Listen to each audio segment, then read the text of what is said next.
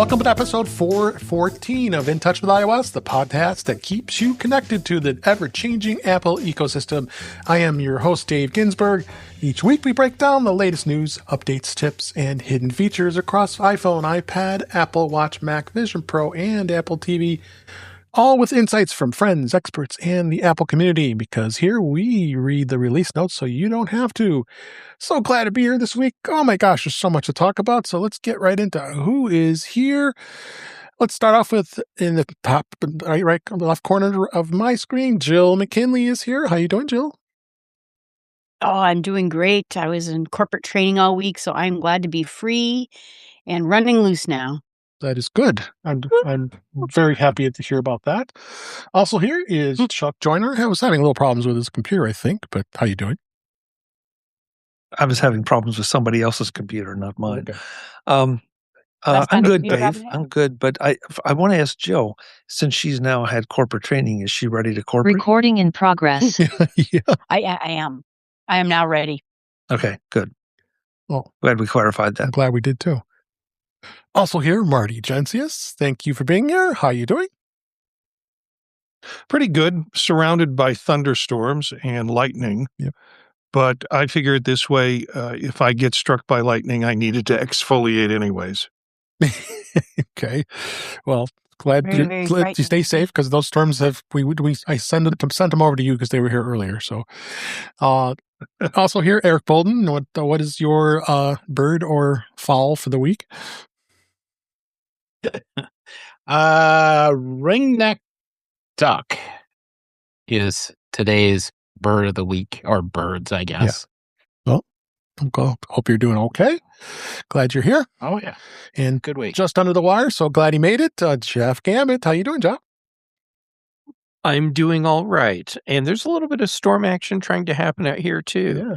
So I guess that means if there's lightning and I get struck, that's okay, because Marty needs to exfoliate.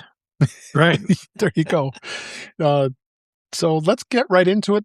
We are actually going to talk about every single Apple OS there is, because there was at least one or two things, some 35, which we won't go all through them, that happened this week because Apple did the mass release of all the updates to the OSs.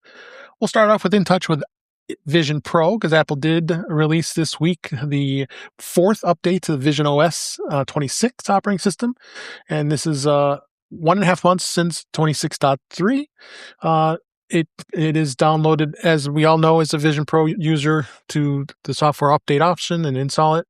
And it's good to even explain how that the Vision Pro needs to be removed, and there is a software progress bar available in the exterior eye display. Everybody knew that, right? You can't see the progress. You got to look real close, and it's kind of faint, but yeah, you could see it. So this release, the notes say that it includes bug fixes, security improvements, along with improved spatial audio and 8 new emoji characters. Very important, those eight emojis, as well as.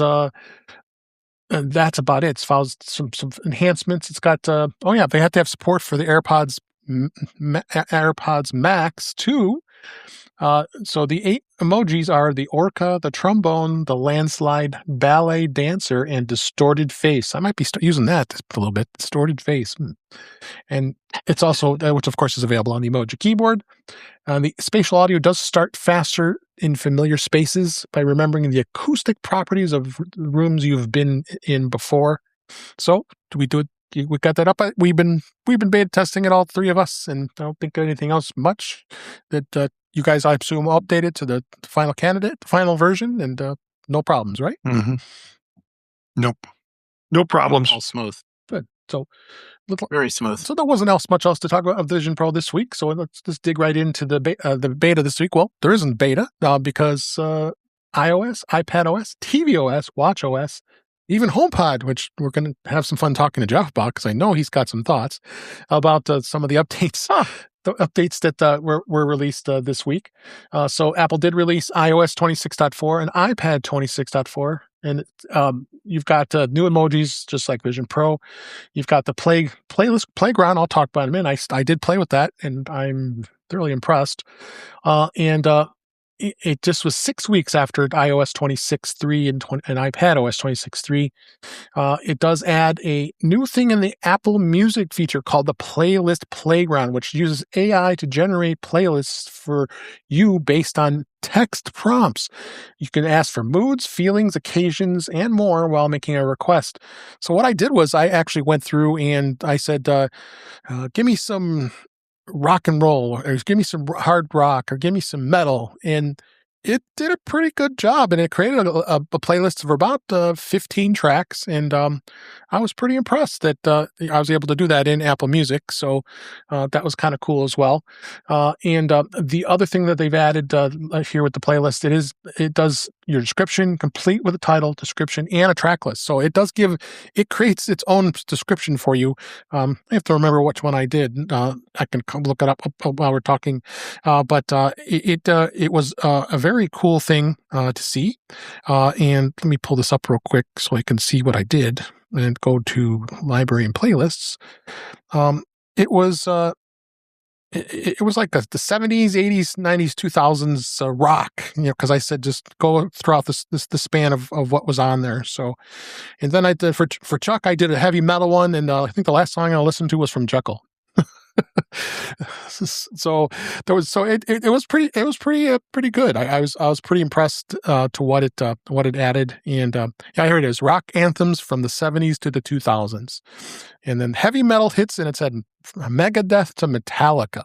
So you had some and I just that's all I did is ask for that. And yeah, you got Korn, Disturbed, Rage Against the Machine, Rob Zombie. So all those fun artists that Chuck knows and loves. I thought they for sure would pick Kicks, but they didn't. But no, that's not metal, Dave. Okay, that's not metal. Okay, it's not metal. Okay, no. All right. So you've got offline music recognition in the control center, which will identify songs without an internet connection, and it delivers results automatically when you're back online, which is awesome. Ambient music widget for sleep, chill, productivity, and well-being brings curated playlists to the home screen. That's a new thing. Some accessibility changes, including reduced bright effects setting and that minimizes bright flashes when tapping on elements like buttons. Subtle caption settings are available through the captions icon while viewing media, and lots of other enhancements. We talked about emojis, and freeform gains some advanced image creation, and mark your reminders as urgent from the quick toolbar. Or by touching and holding and filter them as well. Purchase sharing, we did talk about this, that now you finally can now let adult members of a family share, use their own payment method when making purchases. I hope, Marty, you're going to set that up with your kids so they can so they can start paying for that stuff, right? But yep. It was so it was quite a long list of new features. Has anybody tried any of this stuff yet besides me and the Apple Music? Marty? The thing with me is I just constantly update whenever an update comes in. And if I'm on beta, then it updates the beta. Mm-hmm. If I'm on developer beta, it updates the beta. And I don't know to try these things until I listen to a show like this. So then I can go back and take a look at it. Okay. I actually have my music playlist open trying to muck around with it. It's hard to find because when you go into the music, you actually have to go in and when you're going to create it, you open up the no, it's not the song. You have to be in a playlist, and then there's a plus. Invite people to join it. There's like a little button you can push to create the playlist, and then it gives you the spot to type it in. So it does. Mm-hmm. It does. It's not too. It's kind of. It could be a little more visible, I think, but it's pretty cool. Anybody else try anything in iOS? Well, Chuck, did you update yet? Yeah. In iOS, yes, okay. I did. But I really haven't had a chance to play with anything. Okay. Yeah, I know. I waited till this afternoon to do it. It came out Tuesday, so that's the past week as we record. Yeah, so I didn't. That's really fast for you, Chuck. Yeah, it is fast. Yeah, it is. You're absolutely right, Jeff. You're absolutely right. Anybody else? I did try. Try anything? Yeah, I tried it. Because I'm trying to replace. You get a car and it comes with XM for a while, and I'm not going to. Keep paying for it. And so I was hoping it was actually going to create like an AI radio station, I guess. And then when I saw it was like 15 songs. And I was like, well, it's not exactly what I was kind of looking for in a playlist creator, but It it's sounds a job. it sounds to me like this isn't as powerful as the AI playlist options in PlexAmp. Yeah. Mm. Yep. Yeah, I gave it a try though, and it gave me a prompt already filled in for morning coffee to pretend to be in a coffee shop someplace with whatever music was playing. And that kind of worked. I mean, I will always listen to exactly the same song or same playlist again and again, unless I go somewhere else and hear something I like. So it worked out pretty well. There were one or two things I had heard before.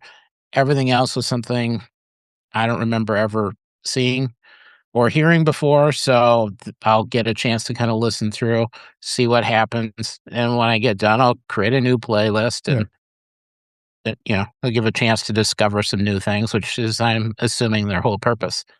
Yep. Well, everybody seems interested in music here, so there was an article here about what this new design was done as far as albums, playlists, and more. We just talked about the playlists. That does have a new full screen design debuts here with 26.4. So for the albums and the playlists, so now you have a full screen for the playlists. And when you're viewing an album or playlist in an updated music app, you'll notice that the track list adopts background color. It complements the artwork. It's not always exact, but rather a color that pairs well with invokes the artwork for the album or the playlist. Here's kind of the one it looks like here is people watching your live, and the updated profiles available across systems such as podcasts and TV include shortcuts to related to your Apple account, such as the ability to add funds. They put that within Apple Music as well as other apps. So there's some nice new designs here. So we won't go too deep into this, but it's pretty cool to see that they've done some pretty good enhancements. But you're right. I mean, I think the playground's got a bit of work to do before it comes to that. So, but the biggest thing with this update, and which I'm going to completely recommend everybody that's listening to make sure you do update to 26.4, is the security release notes here. This has got some pretty serious ones, addressing a total of 35 vulnerabilities. That's crazy. That's a lot of vulnerabilities.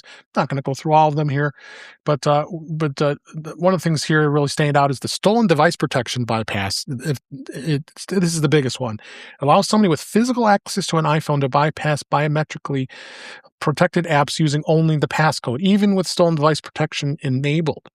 So that means apps gated by the required Face ID option, which users can enable by long pressing the app icon, still could be accessed using just the device's passcode. And it was broke a little not too long ago about this. So that was a big problem. The other one was a local attacker could access your keychain. That's a problem. That's a whole, not a whole lot of details on this at all that they said, but Apple says that a local attacker could gain access to a keychain items due to insufficient permissions checking. Of course, we know what keychain does: stores your passwords, encrypted keys, and tokens, and more. So that's a pretty serious flaw. Your mail privacy settings may have been working, and then the hide IP address and block all remote content may have applied to all mail content. So if you had those logged in mail, there's a chance that your IP address wasn't hidden from senders. So a bad month for WebKit. A lot of there was 7 total with WebKit, including same origin policy bypass and content security policy bypass. It is a bug that allows malicious websites to process restricted web content outside the sandbox. That's that's the last one. It's particularly concerning. But the takeaway really was, yeah, this is crazy. I mean, this is a lot of bugs. I'm glad Apple's squashing them. But I think it's unusually high for bugs. What do you guys think? Jeff, what do you think of this? It's a lot of bugs. But at the same time, it's not surprising. We're dealing with operating systems now, and it's not just Apple. It's across the board. Operating systems that are so complex that you'll spend forever tracking down all the bugs. So yeah, no surprise there. The big concern, it's the security patches, right? And finding a security bug that would allow an attacker to gain access to your keychain. That's horrible. Yeah, that's serious too. It's serious. I'm glad that the only passwords that I have in keychain are for Wi-Fi networks. Yeah. So I guess I'm sticking with 1Password. Yeah. So for sure. Anyhow, do these updates right away. Yes, please. For security, if nothing else. Anybody else have anything Chuck, to add? I'm talking to you. Watch your security. Anything else you guys would add? I know Jeff's picking on me, but I agree totally from the security standpoint. Yeah. I guess you have to measure that 2 days ago, give or take, you were vulnerable. Okay. And so is one more day going to make a difference? If there's even the hint of anything potentially going wrong. I mean, you got to balance it out. And that's why I'm often hesitant just to jump right in. Yeah. It comes out at 10 p.m. and by 10:03 I'm not installing it, but a lot of you guys are. Yeah. I want to see how badly you crash and burn, if you do. Apple's gotten a lot better about this, and so it really hasn't happened for a while. So maybe my thinking is just a little outdated. On the other hand, the number of exploits, the number of attacks that are out there is just get used to it, guys. This is the way it's going to be. It is. There's I think it's important to always go on like a podcast or a video cast and announce that you haven't yet put the security updates on. Fair point, Marty. Fair point. So if I get next hacked, time, lie, Chuck. Well, if I get hacked, it's Jeff's fault because he singled me out. Thanks, Jeff. How did you track me down like that? I mean, what? Yeah. I run the betas of all of the devices, and the Shure M88 microphone, MV88 microphone, does not work in 26.4 on iOS. Wow. On any device, but it still works in 26.3, and that was the big bug that I had. And I was like, I'm not going to upgrade on those devices because I want that microphone to work. But now you're like, well, security? Microphone. Yeah, and you can't. It's kind of crazy. The mic won't work. That's weird. Yeah, it doesn't even recognize it as a mic, but it does on the 26.3 devices. Yeah. Who do we hold guilty for that? Do we hold Apple? Apple, for sure. Apple. Yeah, I would hold Apple guilty for that. Yep. If the mic required special drivers to operate, then I will blame the mic manufacturer. That's Shure mics. That is not sure. Weather Bucket just said clearly the most important update is the orca emoji. So he's no. What about Bigfoot? Yeah, that seems like an important one. That was a big one. Yeah. One last thing I wanted to mention here is the Apple Podcasts. This is exciting for us content creators. We talked about this at length during the beta testing. So it does have now video podcasting capabilities in the Apple Podcasts app. The feature uses the HTTP live stream HLS to provide podcast creators with unprecedented control and monetization opportunities while also providing a high quality viewing experience. Showing on the live stream here how this looks here. So you now can put Chuck can put Mac voices in his video feed can be in the Apple Podcasts app, and you can watch those videos while we're doing Mac Voices live. So that's pretty cool. And you can switch between watching and listening to shows, and with the videos are able to be downloaded for offline viewing. Smooth playback with HLS regardless of the network connection, so videos will work on Wi-Fi or cellular. Apple says that the new video episodes will integrate with existing podcast features, including personalized recommendations, editorial suggestions, and new category options. So that's cool stuff. We talked about it. Chuck, you think you can explore any of this? Yeah, I will. I mean, I'm going to try. There's really no downside to it. I've already got a video RSS feed, right. So it's just a matter of getting it submitted to the store properly. Yeah. So I think that's cool. Anybody else? I like this. I mean, I'm not a huge. I use Pocket Cast most of the time, but that's already had video. But I'm glad I'm seeing Apple finally adapt to this because it's been a long time coming. Anybody else? Okay, let's go ahead and hit one thing. There was 2 new features in iOS 26 that was added to CarPlay, and what it is it's an ambient music widget and support for voice-based chatbot apps. And this update is it's for iPhone 11 or newer and 26.4. The settings app in general and software update, you get that updated. CarPlay will automatically offer the new features. So as long as the iPhone is connected to your vehicle running 26 or later.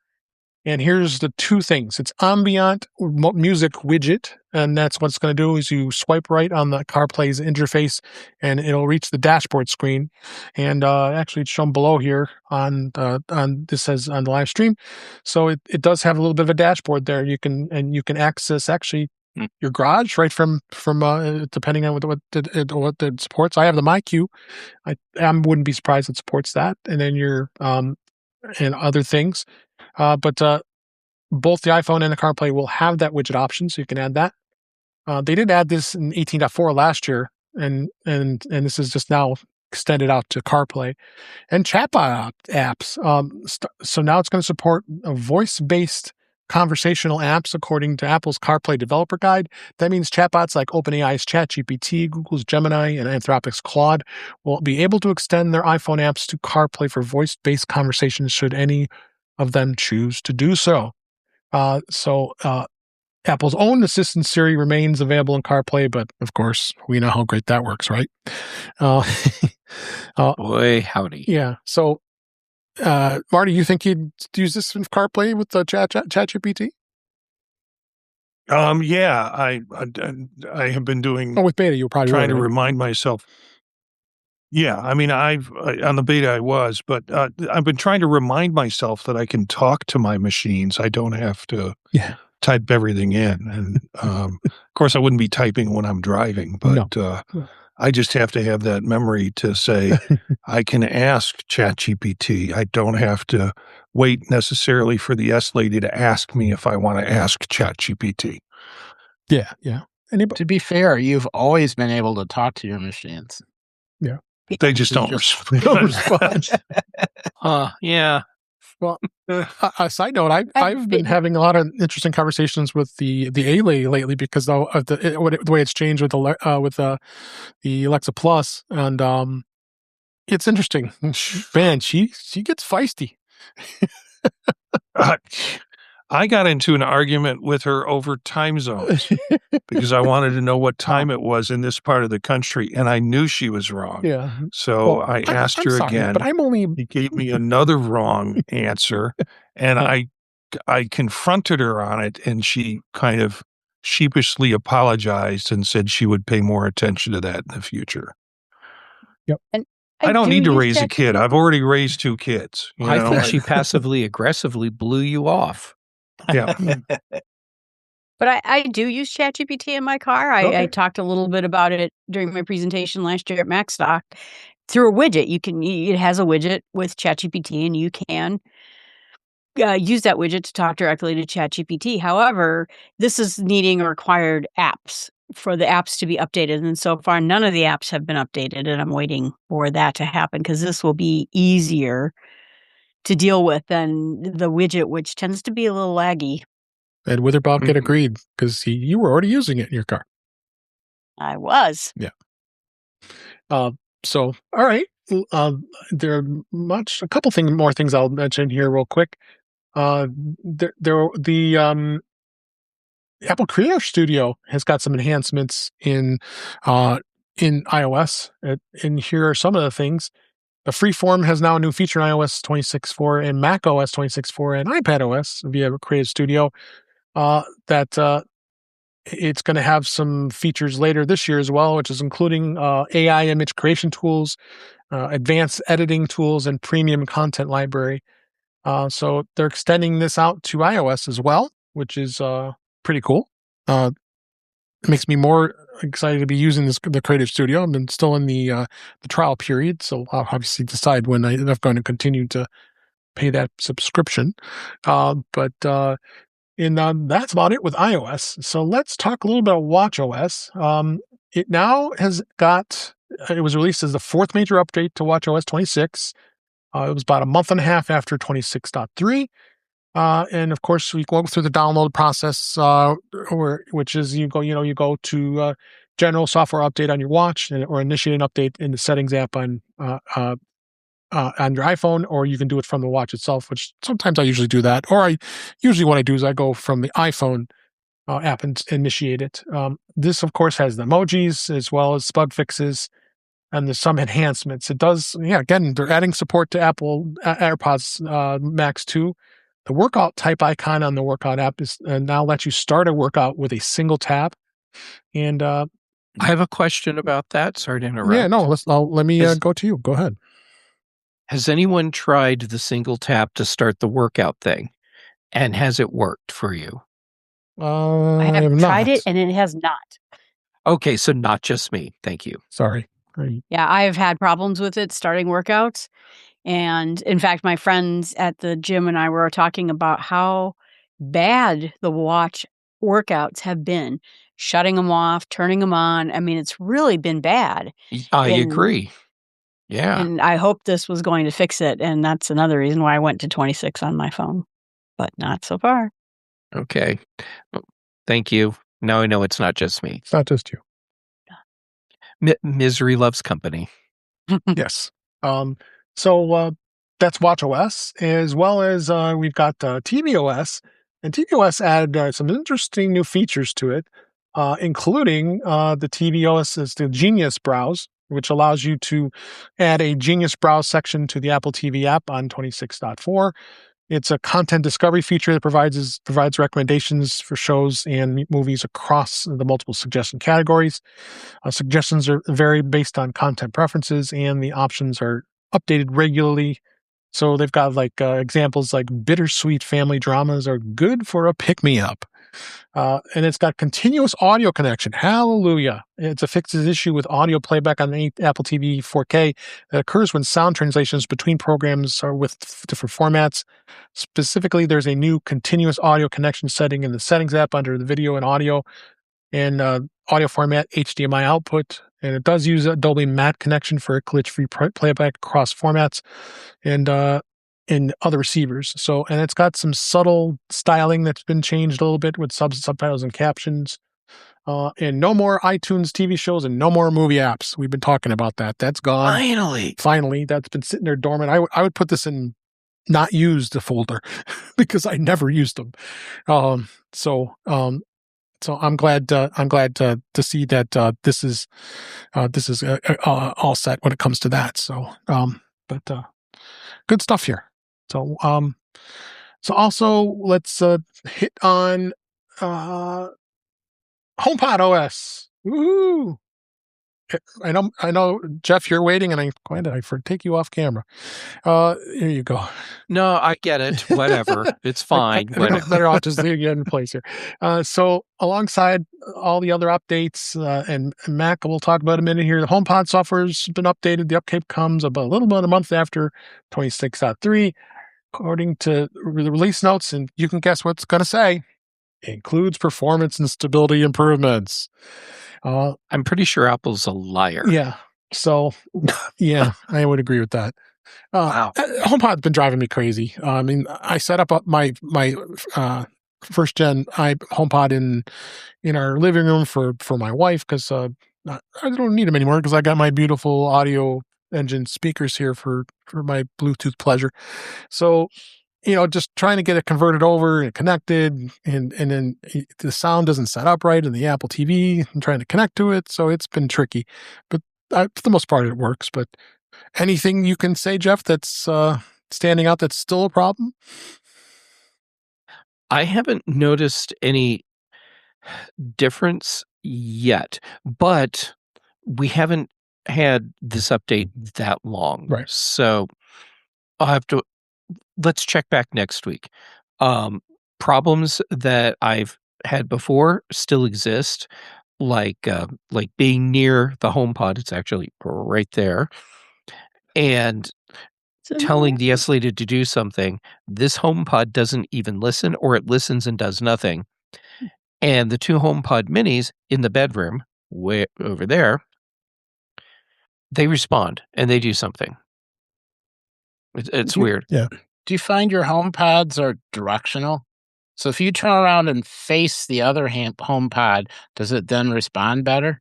No, but that's a great question. The one thing that I haven't experienced since I did the update, but it's an intermittent thing, so we'll see if that continues to not be a problem. I can tell the S Lady via HomePod to turn on a set of lights, and sometimes it will just completely fail. Other times it will say, "Is this Jeff?" And what it wants me to do is authenticate on my iPhone, even though you don't have to. Yeah. And yeah, so it's been inconsistent with its replies for a simple command like turn on the living room lights. Yeah. That hasn't been a problem since this update, but yeah, let's see if I'm saying that next week. Yep. But I had a problem with my bird's music shutting off randomly. So he has playlists that play and the music just stops.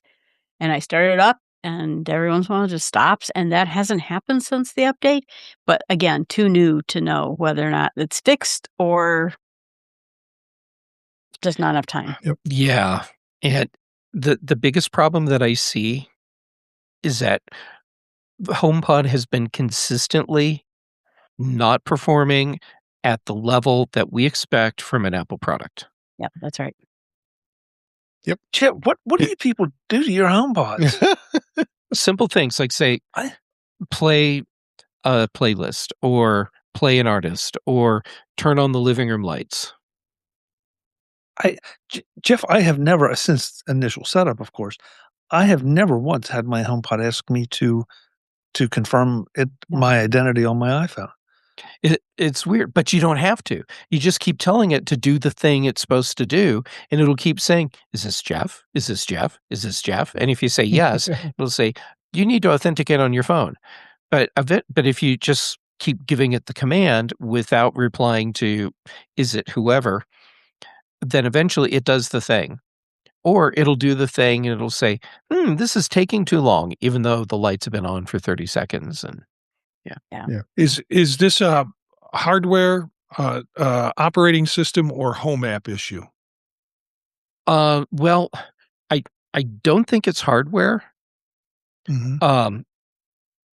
Because I've tried the hardware in multiple places and like it hasn't made any difference for microphones, and I can get the same issue.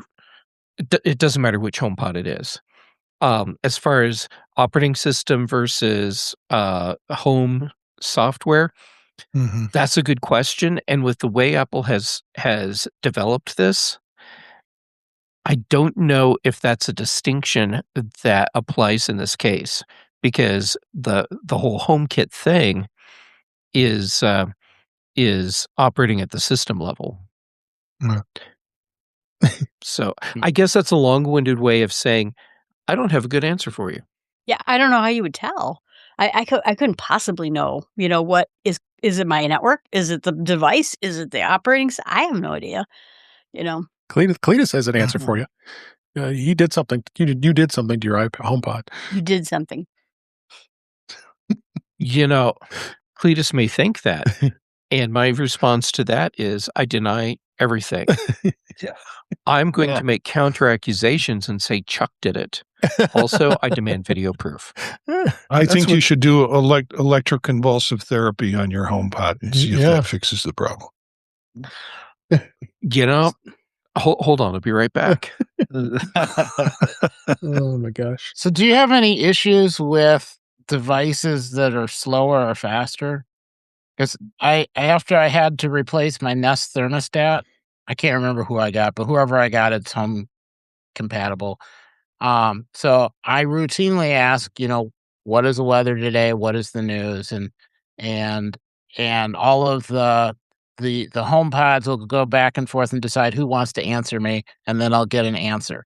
And then a good 15, 20 seconds later, the thermostat will give me the same answer. It obviously isn't fast enough to realize it's already been answered. It's just chewing on it, and then it comes back and says, "Oh, yeah, here's your answer." It's like, yeah, that was so 2 minutes ago, but you have the Internet Explorer of smart thermostats. yeah, That's a good one. exactly. I have not had that problem, but now that you've said it, I'm betting that my HomePods have heard, and they're like, "Ooh, that's a new one for us to try."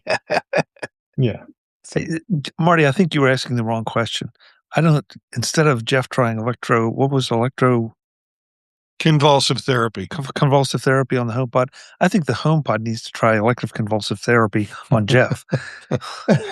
You say that like it's going to be some sort of punishment or corrective measure as opposed to, well, I saw that on Star Trek once.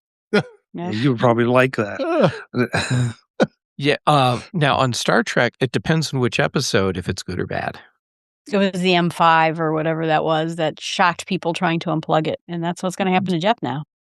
Yeah. Or it'll be even worse. I'll get near the outlet to unplug it, and it'll shoot that high energy beam right through, and I'll just get cut in half. It just needed more power. It wasn't doing anything against you. It wasn't personal. It wasn't personal. It just needed more power. Yikes. All right. Anyone wants to add anything else? I'll quickly mention that Apple continues to release updates to its older devices. In this case, this week, Apple Watch.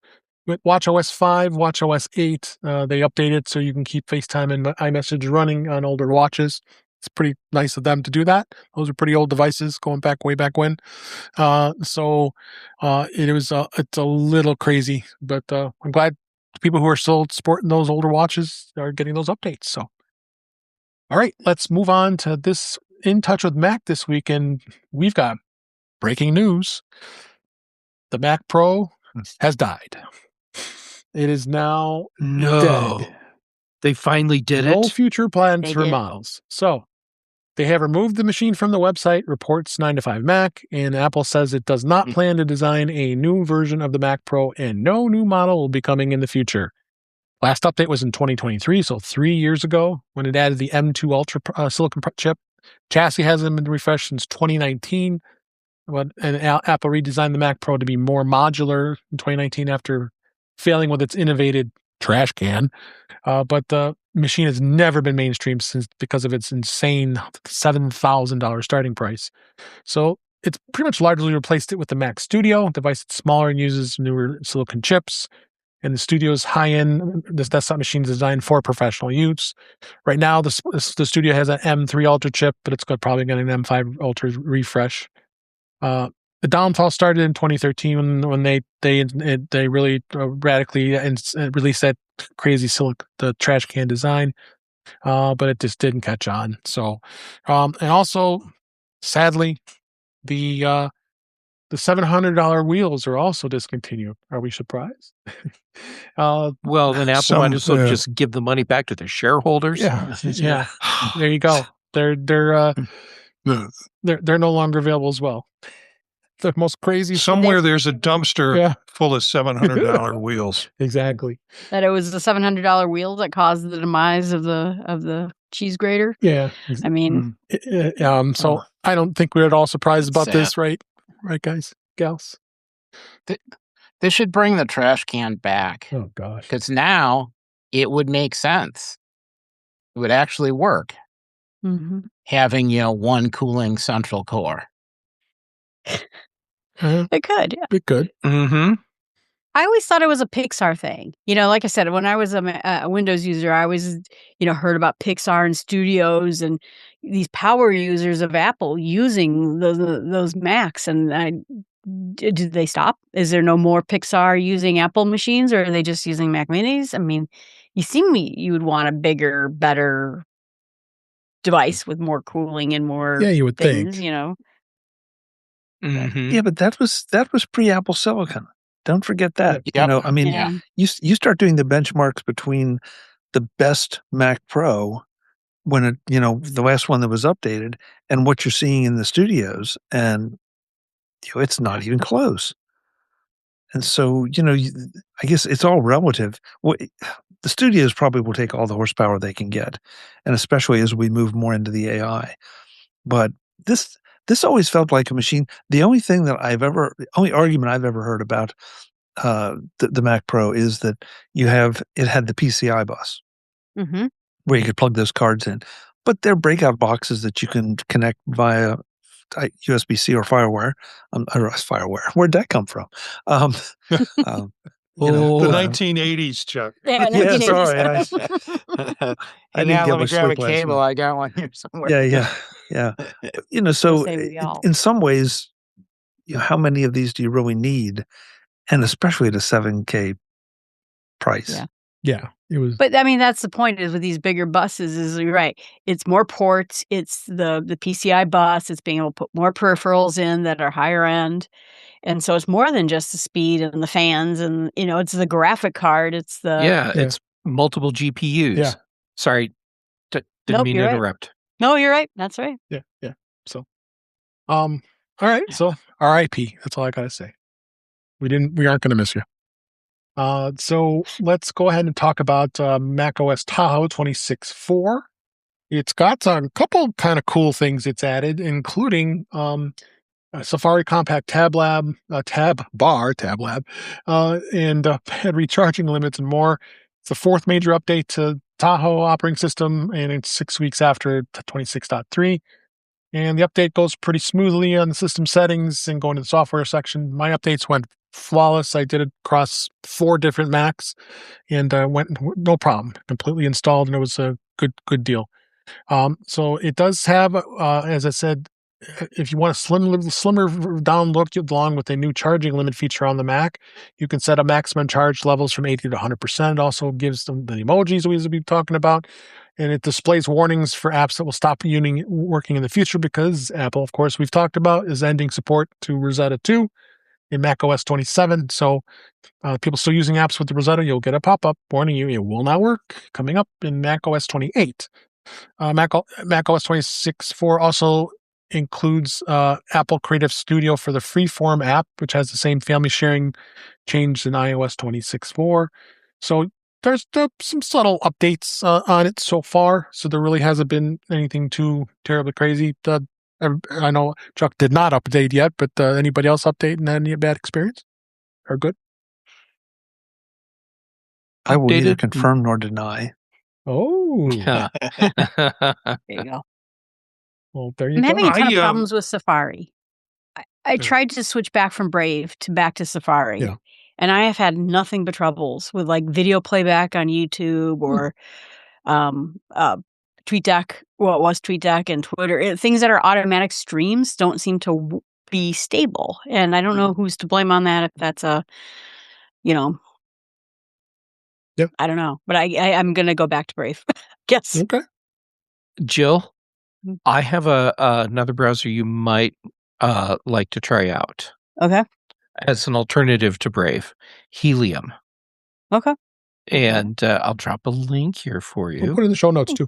And I guess I should put it into the live chat too. And well, show notes. So I'll put it in the show notes Yeah. too.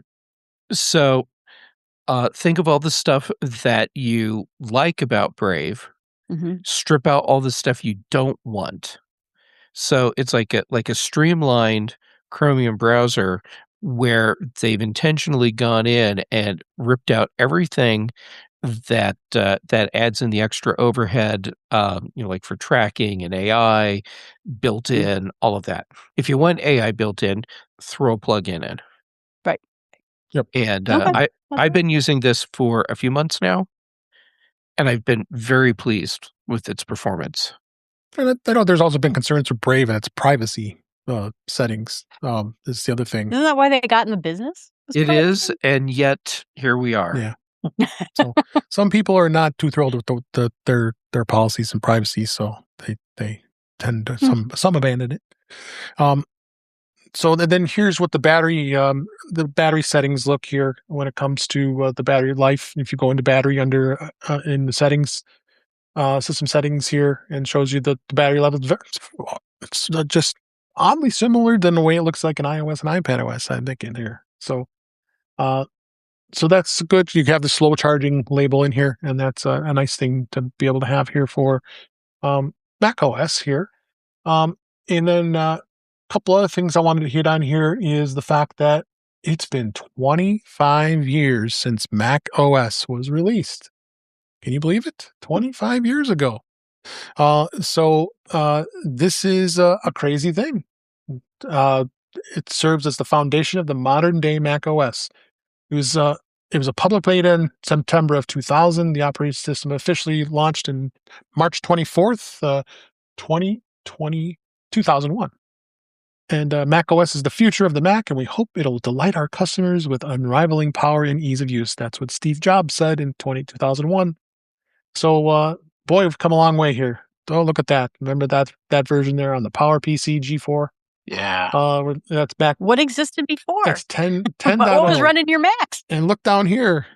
There's an Internet Explorer. Oh. Installed by default. Mm-hmm. Internet Explorer 5. Well, Bill Gates had to get his money for his investment somehow. Yeah. And Jobs said that during that time, said this was the most important software from Apple since the original Macintosh operating system in 1984 that revolutionized the entire universe and industry. And it was priced. You had to pay for it those times. Remember, $129. Yeah. They stopped charging for macOS in 2013 when Mavericks was offered free of charge. And here's all the names. We went from cheetah, puma, jaguar, panther, tiger, leopard, snow leopard, lion, and all the way down to Tahoe. So we had some cool names and some not so cool names. To go from leopard to snow leopard, that was okay. And about lion to mountain lion, those jumps were kind of interesting. So anybody have some stories about macOS? You think we've all been through most of it? I did not start until Tiger. Yes, 2005, 2006 is when I started. So I missed the... Yeah, I was trying to figure that out myself. Yep. And that was my first operating system on Apple. But I know, Jeff, you've been through it since the beginning, right? Yes. I wasn't using macOS regularly until System 7, but I was using Macs before System 7. Well, then you went System 7, System 8, and System 9, so...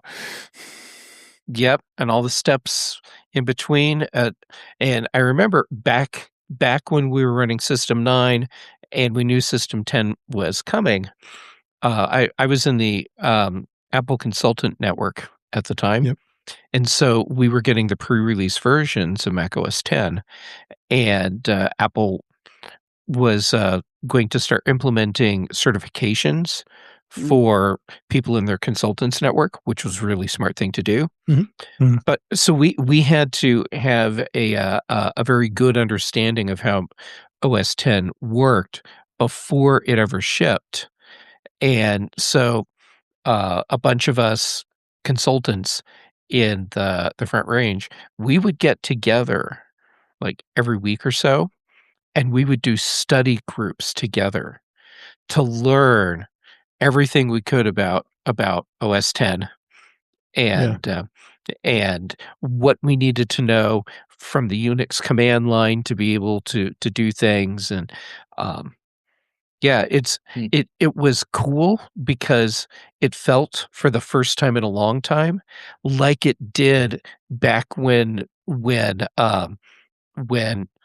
macOS was new, and when we were playing with like ProDOS on the Apple II, and it had that fresh, unexplored frontier feeling back then, and it was a lot of fun. Yeah. And then it rolls out and everything is horribly broken. There's features that are missing that needed reworking. Jill, can you imagine using a computer with a commercial operating system where you actually can't print? Yeah. No. Yeah, it was that'd Good be fun. times. It was, printing towel, even when I started supporting in 2008, 2009, printing was brutal. It's gotten a lot better, but Chuck, you have any memories of Mac OS that you want to throw in?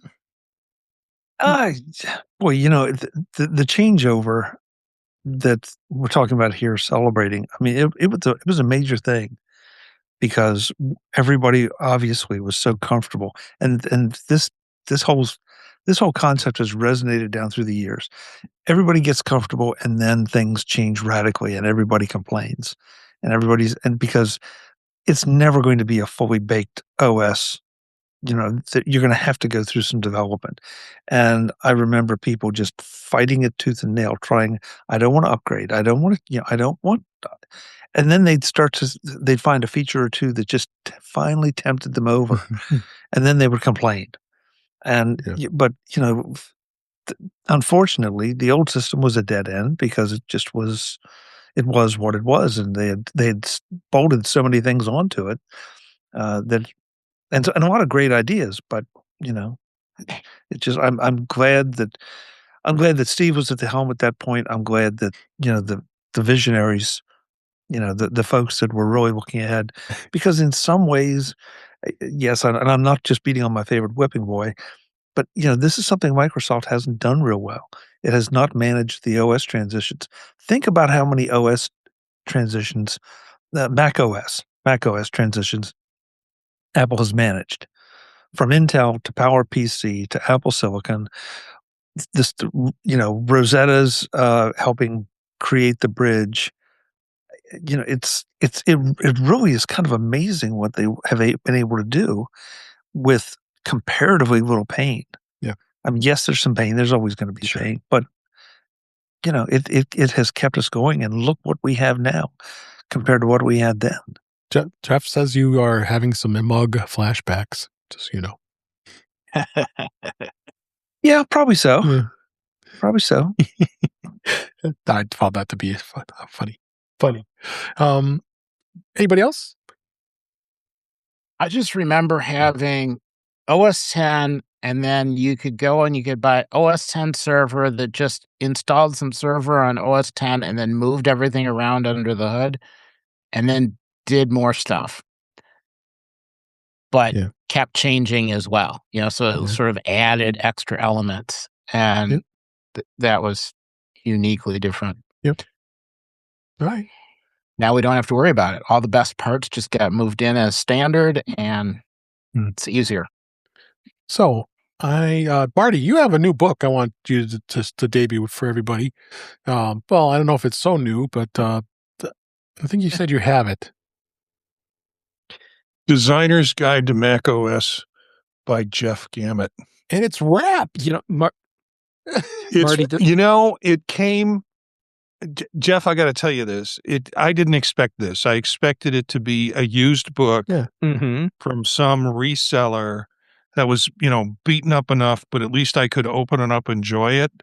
This thing is shrink wrapped. I know. I swear to God, it's got to be brand new underneath it. And like my Deanna Troy action figure, I plan to keep it in. Keep it wrapped as he froze. It's first off, I'm amazed that you're able to find a copy for sale, and then to find it brand new. Well, look at that picture. I mean, it's vintage, but look, I'm just a little boy. You look like a 14-year-old ready to go to prom in this. Pretty much, yeah. That was what 2006. My hair was still red. Yeah. Well, yeah. Well, the fact that you found that and it's shrink wrapped, I just think that's absolutely amazing. Yeah. Well, here, it's still on Amazon for you, and they want $79 for it. I know there was other places. I actually, because I wrote it. Yeah. Well, I'll admit this book was $30, and I did buy it. Let's see if I get it, but because I have to have this collector's item. Wait, you did buy a copy too? Yeah. It's not going to be for mid-April, but I think I paid $17 for it. So I paid a little more. And then shipping on top of it. But no, shipping was free. We have been looking for a copy of this, and I had tried a couple of times, and Amazon was like, yeah, we'll charge you for it. And then it's about a week later, they said, it's not coming. We're going to return what you paid. And I thought, these are just maybe dead links on Amazon and I'm never going to see this book. And then I tried it one more time and it said, yeah, you'll receive it sometime in March. And I was like, what? And I forgot about it. And then it arrived a couple of days ago, shrink wrapped, brand new. And I don't want to open it for that reason. So I'm missing the insides. Yep. All right. So Dave, if you get your copy before Max stock and it's not shrink wrapped, will you bring it so that Marty can see the insides? Of course. Got to see the insides. So I still have the original proof copy from press, which there were no changes because that wasn't going to happen. So I do have that, and so I could bring like that so you could see the insides. It was like catching the great white whale. Once you caught it, the thrill is gone. There's part of me that's like, no, I don't really need to open it at this point. This is catch and release. No, I get it. I can appreciate that, and the fact that you got it, the fact that you went through the trouble to do all the sleuth work that you had to do to find a copy of a book that I wrote, 20 years ago? Yeah. Yeah. And you got it and it's mint condition. How does that even happen? That's just amazing. And the weather bulletin says it fell behind the shelf in the warehouse. That's why he got it. No, it's not even dusty. It's not like, it looks like it came fresh out of a box of these books. Okay. So had I known there was going to be renewed interest. Oh, we're celebrating you. That's book. why we did it. It's been 20 years since you wrote that book. Come on. That's quite an I would have held on. Anniversary. Yeah, I still had like 15 in a box. You threw them away. Yeah. I did. I recycled them. I was just carting this box of books around. They were just taking up space. You could have sold them for $79 a piece. I know. What is wrong with me? I failed. It's a return on investment over 20 years. Yeah. All right. I'm just curious to know how many people show up at Max Talk wanting you to sign their books. Well, I don't know if it might just be me and Marty, but Marty won't open his. So. Jeff, could you give me an Audible version of it, please? Yeah, give me a couple minutes. I'll read it real quick. He's got the transcript. The irony was for me was when I'm like, I'm never going to have an interest in this book, and then I realized, as Dave had done with this last article, Tiger is about where I started. I'm sure it was just before Tiger. I think I started on Panther. So it was like, well, it would be fun. And so I want to take a look at Dave's book. It's possible I started on Panther because I got technically I did have what was it? Was it the iBook? It was the iBook G4. Mm-hmm. Yeah, the toilet seat iBook. No, what was the other one? It was no, not the MacBook. Oh, the bulletproof one, the acrylic was one. The PowerBook? Well, I can't remember. The PowerBook. Yeah, there's the PowerBook. The G4. What was the G4? That was silver. The silver. It was a small one. It was like a 11 and 12-inch screen, I think it was. Oh, the 12-inch. I had a 12-inch PowerBook. That's it. G4. And I wrote part of the book on that 12-inch PowerBook. And a couple chapters in, I'm like, this isn't going to cut it anymore. My friend gave it to me. So I had to go buy. He already upgraded, so. Yeah. But then I had to go buy a new PowerBook just so I could finish the book. My first official Mac was the white MacBook, the Intel processor. So. I started on Monterey. Yeah, that's right. But you're happy to be where you are. All right. Real quick here, briefly. Hey, Dave. Yes, go ahead. Dave, just before you leave, I'm afraid that we may have missed the point of that whole discussion, because Marty started out by saying he's keeping that book in shrink wrap like he does Deanna Troi. I know. I was thinking. You guys, that joke went right over your head. Yeah, no, It seemed totally reasonable to me. Didn't everybody do that? 7 and 9, Deanna, right? Shrink wrap them, throw it right over there. No, but there's another reason. That's the whole point of the joke. Yeah. Chuck got it. I got what you were saying, and I have physically hurt Eric too many times in the last week with things that I've said. So Eric, the level of self-restraint that you just witnessed from me was epic. But Witherbucket says, now I'm curious welcome. what it's like because I don't know many authors. So he does know you. So yeah, you know me. Yeah. Well, he knows me. Who knows you? Right. That's why he's got to. That's practically the same thing. Really has to come to Mac stuff. So, real quick, let's just mention that WWDC was announced this past week. So it starts on June 8th, 2026. So it's going to probably be a lot to talk about with AI. You kind of have to expect that. So it's going to have it's included in the tidbit of the announcement.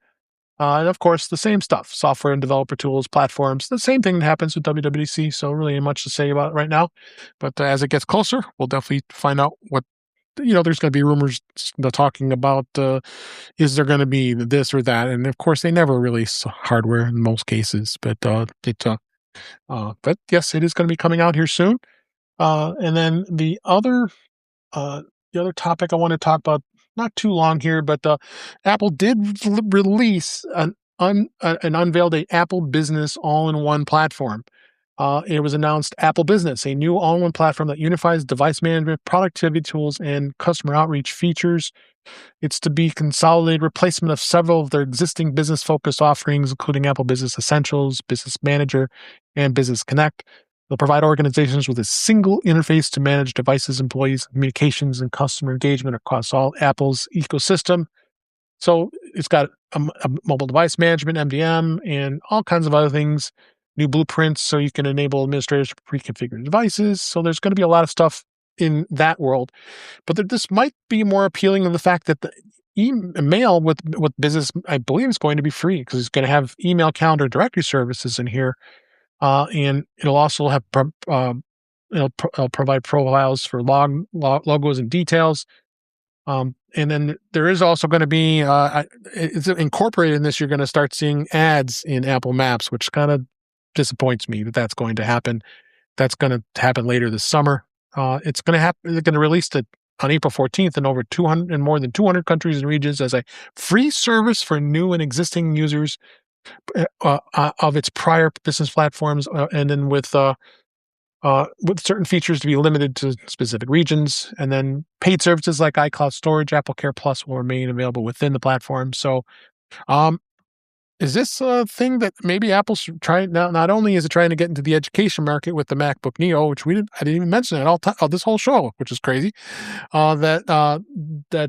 Then now they want to really expand upon their foothold in the business area because they've been doing the Apple Business for a long time, but I haven't seen a lot of traction to it. But again, there are some major corporations, including who I work for, who has some Macs, but there's IBM, there's SAP, and others who have 15 to 20,000 Macs in their environment. So there are big companies out there that are doing it. So why not tap into this small to mid market as well?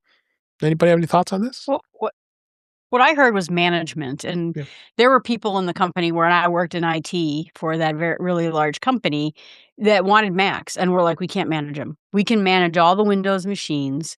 We can reformat them. We can manage them remotely, and maybe, we said we can't do that with Macs. So we're not, and that was a while ago, so maybe it changed. Yeah. But I think it's not selling over the people; it's selling over the IT people who have to manage it, and that sounded good to me. Chuck, or it's taking away IT's reason for rejecting Macs. Right. Because if the CEO is an advocate we might know a CEO that's an advocate. If we have a CEO that's an advocate and they say, well, no, we can't manage that stuff, and so no, you can say, yeah, you can. You may have to learn how to do it, but you can do it. To be using Apple. I mean, Jamf has been the biggest of the MDMs for many, many, many years, but companies are integrating both services. They have to use Apple Business Manager to be able to have their devices when they order them managed in the Apple Business Manager in order to be locked to that company. So you can't. So if you steal it, it's a brick because it is locked and loaded to just that company. So but this is going to extend it even more for those who don't. Because Jamf is not cheap. I mean, especially the major corporations do it because it does manage multiple devices and large devices. That's why you see a company like IBM and SAP and such that would use Jamf because of that reason. So who knows where it'll go? I mean, Apple Business Manager manages the devices themselves, but it didn't do a lot of MDM. So that's where I think this is tapping this. It's going to be. So it's going to be interesting to see. Anybody else want to add anything? Sure. Go for it. Apple, their reputation as a business product has improved over the years, but Apple has a long history of failing to support the enterprise market, and so this goes back years, like decades. And but like I said, that has changed a lot over the past 20 years. But Apple still, until now, has never offered the full package. Like if you go to Microsoft and you've got whatever PCs you're going to use, and you buy into the Microsoft ecosystem for your enterprise, they have you covered from end to end. You can stay completely in the Microsoft ecosystem for everything. And with Apple, you haven't been able to do that. So this gets Apple closer to the we can be your whole package deal for enterprise. So this is a long time coming. It should have happened a long time ago. The fact that it is happening now tells me that Apple is continuing to move forward with a strategy to better support the enterprise market, and that's a good thing. Yep, agree. All right, so let's get to the news of this week. I got a couple stories I want to hit before we wrap up. Hey, if you have a router that's not built, it's a new U.S. ban has now been shrinking your choices, and here's why. It's been working with computer worker. This guy's been working with computers over 30 years, and you know the things that we do learn learn about TCP/IP, UDP, and NAT, and your VLAN, all those acronyms. That it comes to home networks, you usually do the bare minimum, but if you're not a tech person, and so he's talking a little bit about some of that stuff I won't get into, but the core of this whole thing is it's going to be that the fact that they're going to be limiting these. And I just realized that this guy's talking about more of the network than anything else. So let me pull this off. I thought I'd read that, but so really, what's happening is that Linksys and TP Link and maybe even as D-Link. What's that? Netgear, yeah, D-Link, TP Link and D-Link, and they make a ban in the U.S. and that's that could be anywhere between the 40 and 50% of the router market that's out there for home use. I'm using Eero, and I think a few others are using Eero, and I don't think we have to worry about that one. Ubiquity you do. Is what's that? You do with Eero? It definitely Oh yeah, the short answer is there are no Wi-Fi router products that actually qualify for this new standard. Okay. So the things that you will be able to buy are things that have already been approved. So everything that the U.S. government is saying, oh, this is bad, you can't use these. That's the stuff they're saying you can use, but they're also freezing it. So that's where it stops. So we don't get the new technology as it rolls out in the United States. unless a company can design and manufacture the product in the United States. And the thing that I don't know, and I have not had time to look into this, is does that also include the chips that the Wi-Fi router uses? Do those have to be designed and manufactured in the United States as well? If that's the case, then We're doomed. that's it. The stuff that's on the market today, that's all you'll ever be able to buy. Yeah, I mean, it seems like it. Oh, go ahead. It did sound like they were expecting to do a bunch of exceptions. Mhm. Well, they have an exception process. You're absolutely right. I don't think any companies have applied for that yet. I'm assuming there will be a hefty fee that's involved. So I don't want to play politics here, but is this just a racket? Or is there an actual concern that's being addressed? There is an actual concern. So the better way to say it, is this the right way to address it?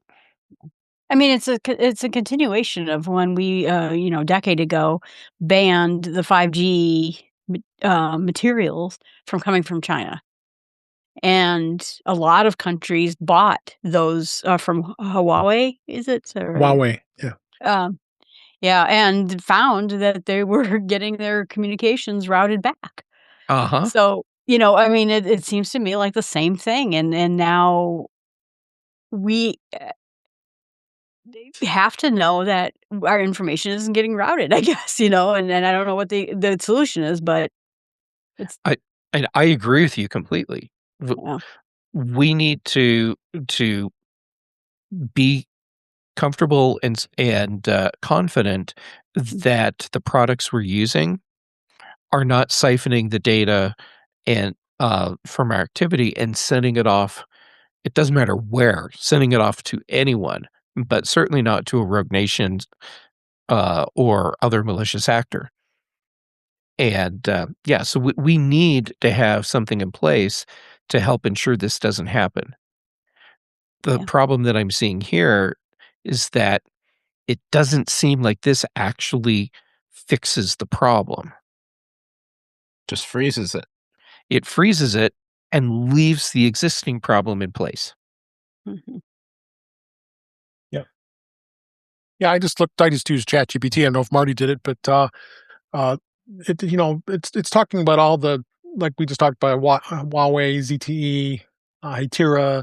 These are all Chinese, China Mobile. Yeah, I'm going to use that.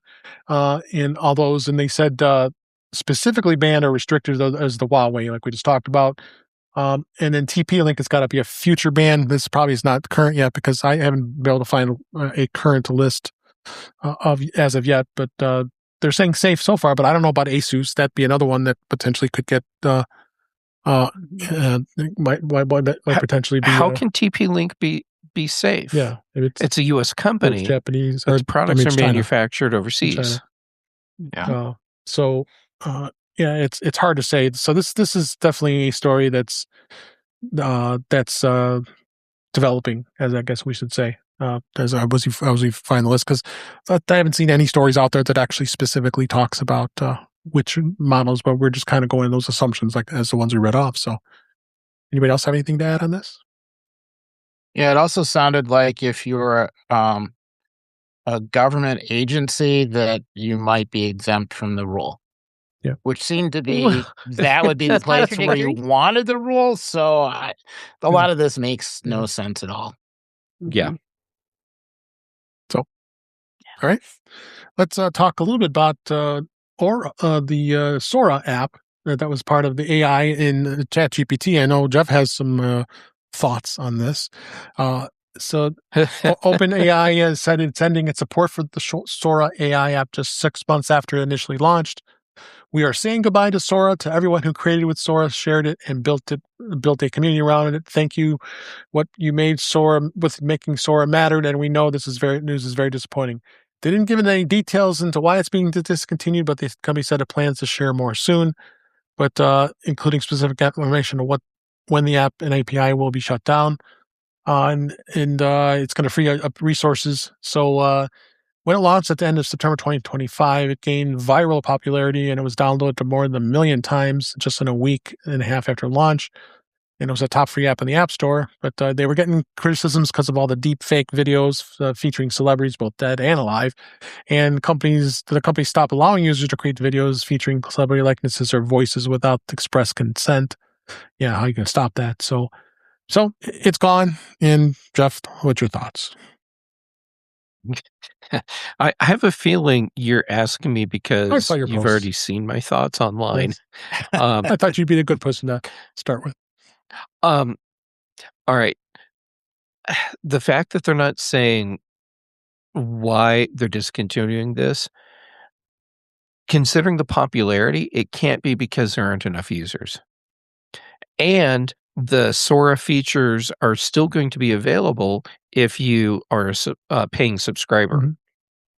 So the only people that actually lose the ability to use the Sora generating tools are people that don't have a subscription. All right, so 6 months of frenzied use, shut off, available now behind a paywall. I'm not saying this is what happened, but this sure looks like a really great way to gather a ton of digital facial data on as many people as you possibly can without having to like beg people to hand over that information. And that can be really useful if you're trying to build more realistic generating tools for creating people.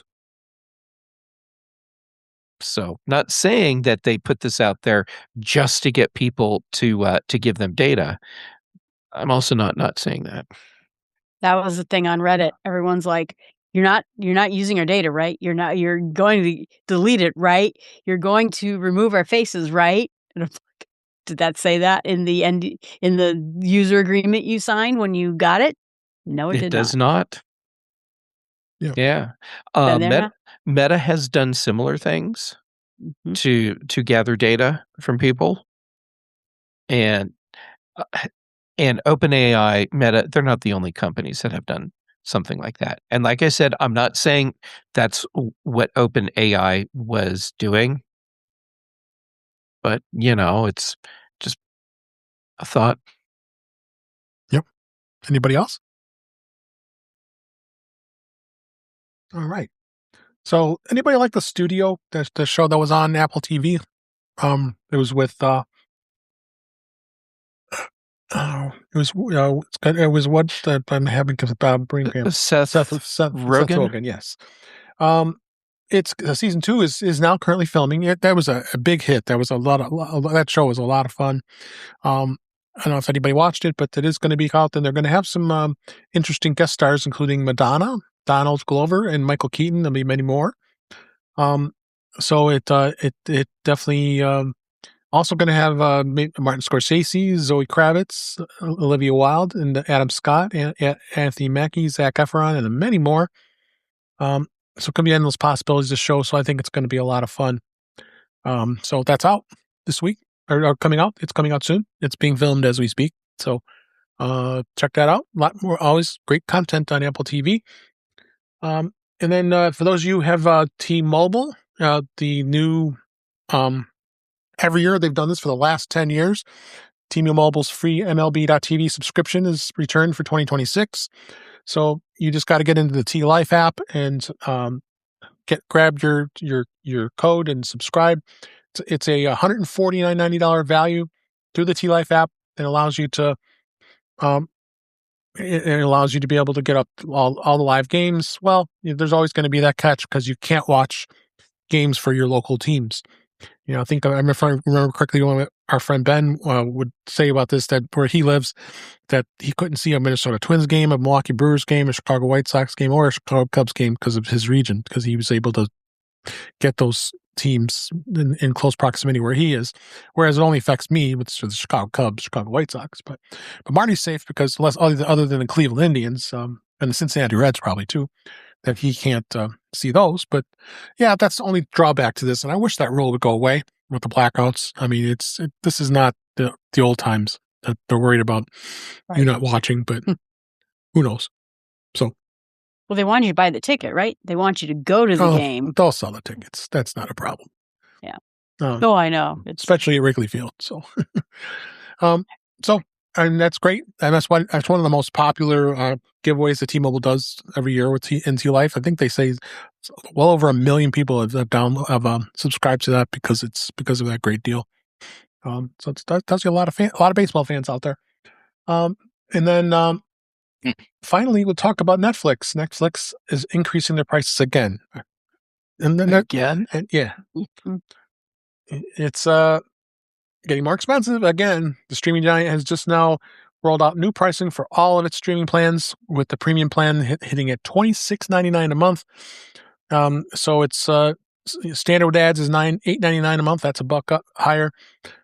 Standard with no ads is $20 a month, $2 a month more, and then this premium is $2 a month more.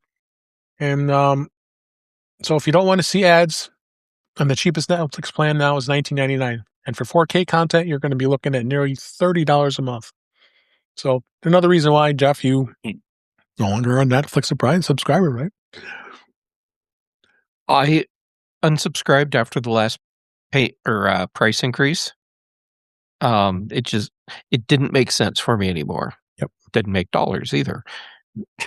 And to see another price increase this quickly after the last one, it's like they don't want to have customers. Right. I mean, I get what they're doing. They're trying really hard to push people into Netflix with commercials because they can make a lot of money there. Yeah, but they're making a lot of content when they keep signing up. You know, they're getting in with Major League Baseball, the NFL, and many others. So, it's sad. It really is. So. And they just bought, I don't know if you heard this, but they just bought Ben Affleck's AI Hollywood studio thing, and they lost Warner Brothers. And I'm like, boy, I'm not sure this direction. It's going to be weird. Yeah. So, yeah, it's sad. I mean, I still have been staying a subscriber. Probably I should rethink that, but then my wife would probably not be happy. So I guess we'll have to live with it, right? But that is all we got from the news this week. Let's talk a little bit about MacStock. MacStock Conference and Expo. It is coming. Here is the website, and it's July 10th, 11th, and 12th. And there was the live stream from a couple weeks ago with Marty and Mike, and announcing some of the speakers. So Marty speaking, I'm speaking, Chuck and Jeff and Jill, everybody here. Well, not Eric, but he's going to hang out with us anyway. But Eric will be there. He will be there. So everybody on this Eric's panel, like our handler. Is going to be our handler. Yes. So. Well, we'll probably still do a Vision Pro thing somewhere. Oh, we have to. Yeah. Well, we'll see. And it may be a 10th anniversary of the show too, but we'll see. So as of today, 104 days left. That's getting scary now because we have to start working on our presentations here pretty soon. Of course, Chuck, you're going to be doing the Road to MacStock coming up, and I know you're starting those up pretty soon here. So we'd love to have you there. And it's again, you also have another bonus that Mike Potter was able to partner up with MacStock, and the Ecamm Live is going to be there with Doc Rock and Katie, and they're going to be doing a creator camp, which is going to be an added bonus. So it'll be for 4 days. So on July 9th, you will have a full day with Creator Camp, learning all about Ecamm. And if you're a podcaster or a creator, it's an absolute bargain for the $100 extra to be able to do that. So, so you can do it for 4 full days if you do that is a separate cost, or you can just go with the 3 days that we're hanging out with everybody here on the weekend. That's July 10th, 11th, and 12th. It's at the Holiday Inn in Crystal Lake, and it's a great conference center there. We'll be hanging out. Where most, if not all of us, will be staying at the hotel and don't have to leave, and you can stay on site, or you can go check out the area. But a lot of great friends, a lot of fun networking. They've got a lot more speakers to announce. And as we record this, I know Mike's got another live stream scheduled for this tomorrow as we record. And here's some more fun, exciting announcements. I'm hoping the one I'm thinking it is, but we'll see. But MacStock is a great place to be a great place to network, and great place to learn all kinds of things. The theme is Inspire, and what does everybody else think? Are you're ready? I can't wait to see all you guys. That's all I gotta say. I'm super excited to see all of you. Yeah. How can you not be? Yeah. Yeah. But Chuck put the fear of God in me, because I've had my idea, and then he's like, "Yeah, so when are we doing the road to Macstock?" And I'm like, "Oh no, Cletus, please not joining us. I'm very sad." I just saw this in the chat here. I haven't mentioned this all night. YouTube.com/intouchwithiOS in our chat. Cletus says he's not coming. Oh, I'm so sad. We'll miss you, buddy. But we'll be thinking you in spirit. But yeah, that was just a lot of fun. So go to macstockconference.com. You got until March 31st to get the earlier bird pricing. It's only $399 for the 3 days. That's a bargain. And you can get so much content and so much. You'll get the digital sessions and workshop materials. Marty's going to be doing a great workshop on Saturday night as a added bonus. That's going to be a lot of fun. So come see us. We'd love to see you, and we'd love to hang out with you and love to meet you if you're new to MacStock. So macstockconference.com. Come check it out. So with that, let's go ahead and wrap up. But before we do, let's see where you can find everybody this week. So let's start off with Eric Bolden. Where can we find you, Eric? I can be found outside swimming with the ducks, evidently. Otherwise, you can find me on Mastodon at eabolden@mas.to. On Monday nights, on Vision Profiles, talking about all things visionOS, virtual and real, and whatever news is coming out. Tuesdays on Mac Voices Live with all of the Mac news, warnings, fun, exciting things going on. Thursdays on here, of course, on In Touch with iOS. And at least for a while anyway, Sundays, the new Neo Notebook podcast of Marty's, and I'm sure he'll fill in with more details, but that's been fun, and it has color.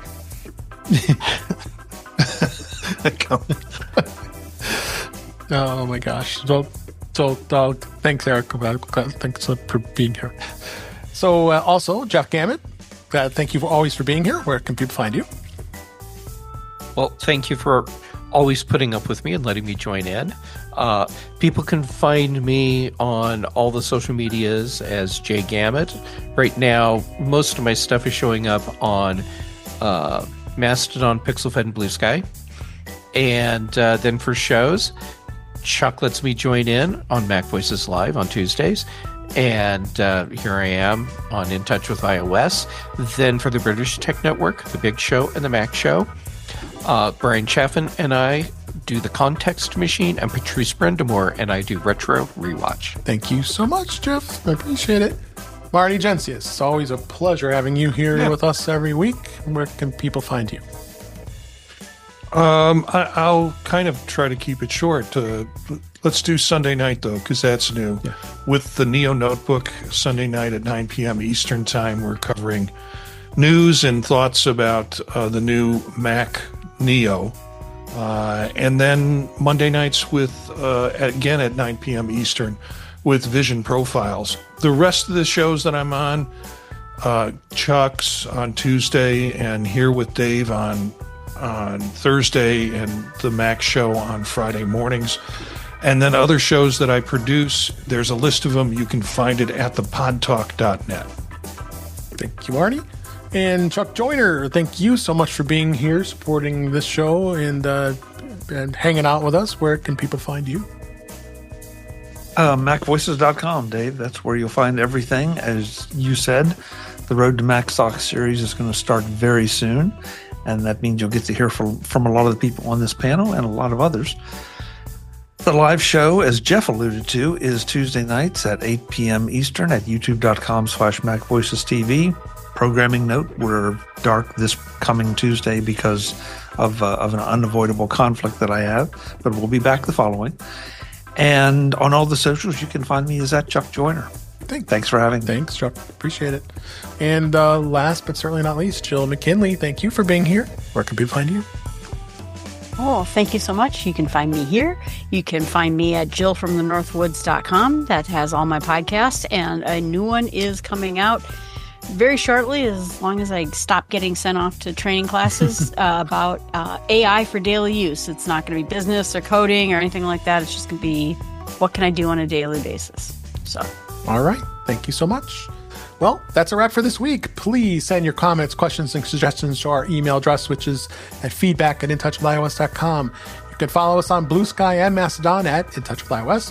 Support the show. Buy me a coffee at intouchwithios.com/coffee. We'd really appreciate it. You can become a patron of the show by going to patreon.com/intouchwithios. We have 2 tiers available to support the show. We would really appreciate it. Make sure you like, share, and subscribe when you are notified when we are live streaming, which is Thursday nights at 8 p.m. Eastern, 5 p.m. Pacific. Thanks to Cletus for being in the chat, and Witherbucket, and we think we saw Webb and Brian, a number of others. Thanks so much for being here. You can watch the live stream during that time, as well as watch the past live streams, as well as listen to past shows. You can subscribe to the show in our favorite podcatcher, including Apple Podcasts with the video. And we don't have video yet, but we will, maybe. Pocket Casts, Overcast, and many others. But better yet, go to our website, which is intouchwithios.com, where all the links to all the ways to listen to us are there. And I am Dave Ginsburg, and you can find me on the following podcasts. I guess I have to start on Sunday night, which is a brand new The Neo Notebook with Marty and Eric. And then that's Sunday night. Monday night, it's the Vision Profiles podcast on Mondays with Marty and Eric again, talking about Vision Pro. Mac Voices live on Tuesday nights, and Thursdays here. And then Fridays on the Mac Show on the British Tech Network. So I've filled out 5 podcasts a week here now. I'm almost getting as crazy as Marty, but I enjoy every bit. I enjoy every minute of it. So with that, thanks for listening. Thanks for watching. I hope you really enjoyed the show. We enjoy doing it. And then we'll